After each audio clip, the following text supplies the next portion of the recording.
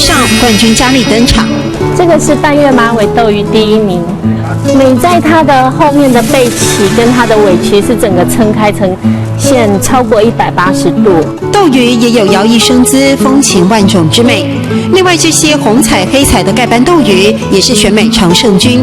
你觉得它特别美在哪里？没有，它身材各方面比例啊，还有那个条纹啊，还有稳定性。养鱼20年的吴建章开心地跟大家分享斗鱼经。这几年透过比赛结识不少同好，包括很多乡公所的职员，也对养鱼乐此不疲。为了怕这个斗鱼是会被绝种，所以说我们就开始碰手开始带头去复育。复育是人类制造浩劫后的弥补。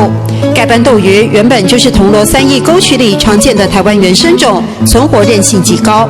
这个就是说懒人都可以养的一种鱼啦，盖斑斗鱼，因为它其实有在3个月内，它饥饿期可以到3个月。对环境要求不高的盖斑斗鱼，却因为污染一度濒临绝种。铜锣乡公所改进掩埋场做生态复育池，发现蚊子少了。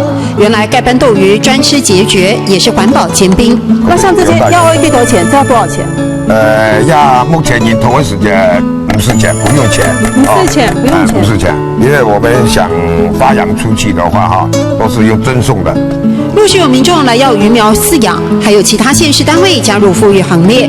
从一个乡辐射出用心，更多人看见原属于台湾溪流里美丽的盖斑斗鱼。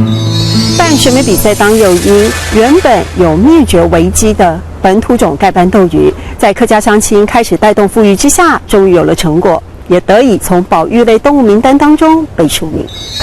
加OET多少钱？54钱。加OET多少钱？54钱。